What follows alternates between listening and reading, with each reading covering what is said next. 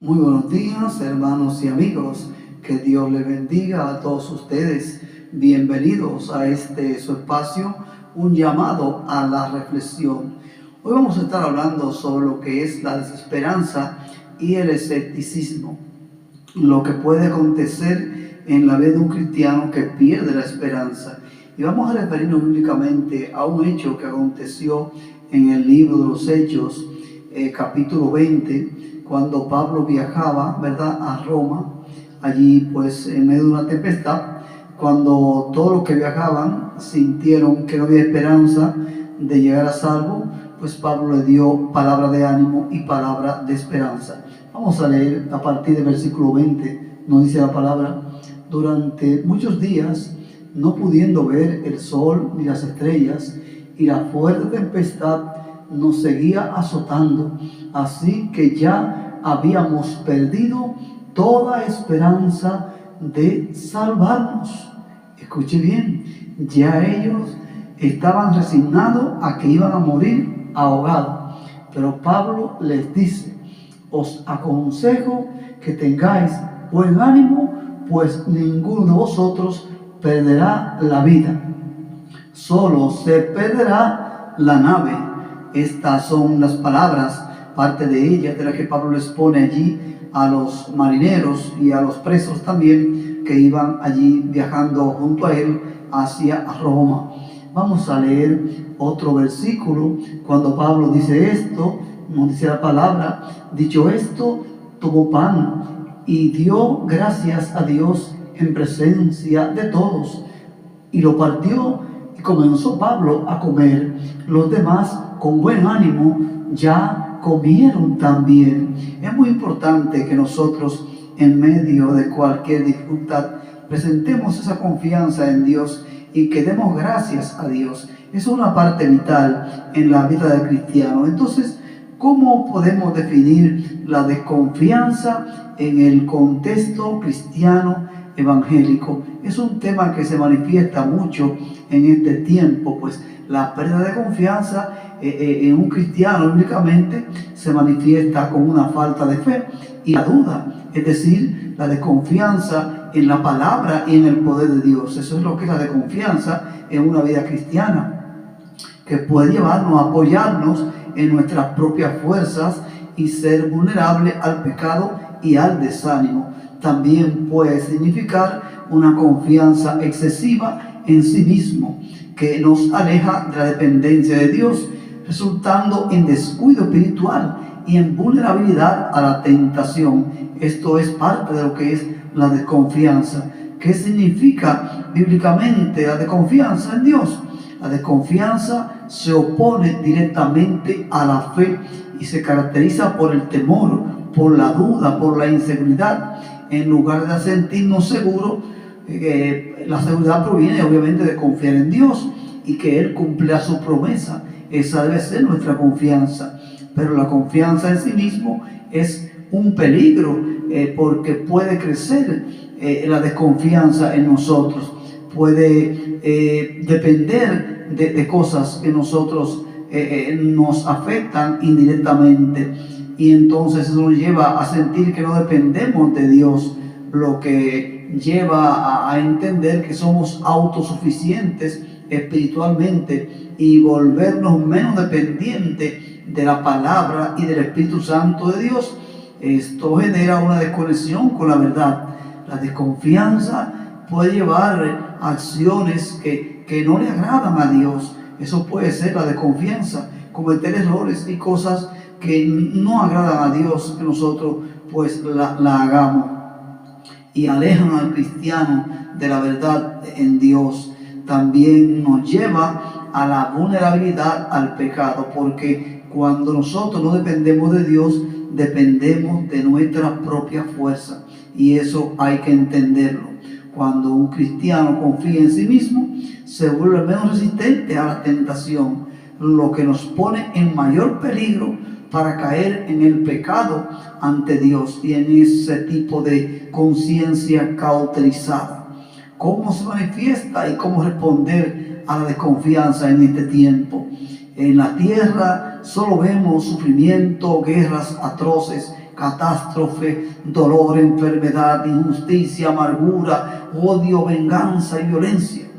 Todos estos acontecimientos humanamente nos envuelven y la desesperanza nos invade y nos aleja de Dios.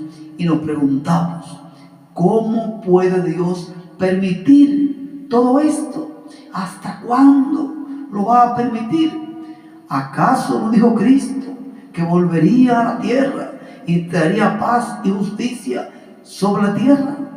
Todas estas preguntas dan vueltas en nuestra mente y cada vez escuchamos más informaciones negativas en los medios de comunicación y en toda clase de información en las redes sociales. Y estas noticias vuelven a nosotros con más fuerza. Vivimos en un mundo caído donde nos cuesta a veces tener esperanza en lo que Dios ha prometido que hará. Nosotros somos llamados a llevar luz en medio de la oscuridad, en medio de las tinieblas que arropan el mundo. Somos llamados a llevar luz, pero parece ser que nuestra llama es muy pequeña o muy débil para conseguir su objetivo de alumbrar al mundo y de superar lo que es la desesperanza, y nos desanimamos. Entonces, ¿qué podemos hacer como creyentes ante tanto dolor y ante tanta maldad, ante tantos desastres, guerras y destrucciones en busca de poder y autoridad? La desesperanza es como un velo gris, oscuro, que tiñe nuestra visión espiritual del futuro, y es como un dilusor que nos hace perder la ilusión, que disuelve quizás nuestra fe y nuestra esperanza. La pérdida de confianza se puede manifestar con miedo, inseguridad, soberbia espiritual, no aceptando las cosas que acontecen, un descuido en la vida espiritual, en las relaciones con los demás, en compartir la fe y nuestras inquietudes. Ante esto, la Biblia nos llama al arrepentimiento. Es necesario reconocer la desconfianza y arrepentirse pidiendo perdón a Dios. Eso es una parte muy importante. Debemos recordar que la confianza verdadera proviene de Dios y no de uno mismo. Usted no puede confiar en usted mismo. La sabiduría implica reconocer las propias debilidades que tenemos humanamente y depender de Dios. ¿Cómo dependemos de Dios?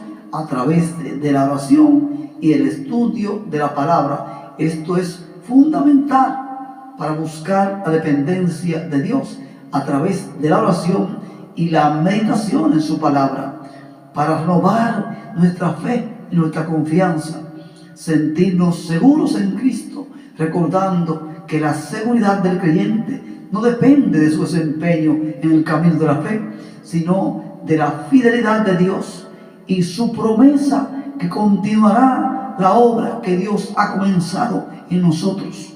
Dios continuará la obra que ha comenzado en nosotros. Uno de los ejemplos más significativos de la duda y de confianza es el caso de Tomás en la Biblia, quien dudó de la resurrección de Cristo. No creyó que Cristo había resucitado hasta tener una experiencia personal con Cristo. Esto usted lo encuentra en Juan capítulo 20, del versículo 24 en adelante. La Biblia ofrece numerosos pasajes que abordan el tema de la confianza y la restauración en Dios que nosotros necesitamos cada día. En el Salmo 42, el salmista que escribe este salmo expresa su angustia y busca consuelo en Dios y nos dice: ¿por qué te abates, oh alma mía, y te turbas dentro de mí? Espera en Dios, porque aún he de alabarle, salvación mía y Dios mío. Esto es la confianza y la dependencia de Dios. También está, por otro lado, lo que es el escepticismo. El escepticismo se entiende como una actitud de duda, de incredulidad respecto a las verdades reveladas por Dios y la autoridad de las Escrituras. Si bien cuestionar y reflexionar sobre un tema puede ser útil para profundizar en la fe, un escepticismo excesivo puede llevarnos a desconfiar de la palabra de Dios, de la obra del Espíritu Santo y de los testimonios de transformación que ocurren en la vida cristiana, en muchas personas que son transformados. En este sentido, el escepticismo puede convertirse en un obstáculo. Un escepticismo en exceso puede ser un obstáculo para avanzar en la fe, para la fe genuina, dificultando la experiencia de una relación personal con Dios y la aceptación de sus promesas, que Dios las cumplirá. No obstante, el cristiano evangélico bien fundamentado distingue entre un escepticismo destructivo y una sana búsqueda de claridad y verdad en las Sagradas Escrituras, ¿verdad? Se anima a los creyentes a examinar las Escrituras y poner a prueba las enseñanzas a ver si son bíblicas y son verdaderas, como los cristianos de Berea en el libro de los Hechos, capítulo 17, de versículo 11 en adelante. Ellos allí analizaban todo lo que decían para saber si era verdad lo que le hablaban sobre Cristo, pero siempre con una actitud abierta a la guía de Dios y al convencimiento. Así debe ser nuestra indagación sobre los temas que nos expongan, y convencimiento del Espíritu Santo en nuestra vida, que seamos convencidos por el Espíritu Santo que mora y que debe morar en nosotros. El escepticismo, cuando se aborda desde la humildad y el deseo de conocer a Dios, puede transformarse en una oportunidad para fortalecer y el crecimiento espiritual de nuestra vida. Hasta aquí nuestra reflexión de hoy. Esperamos que haya sido útil para su edificación. Que Dios les bendiga.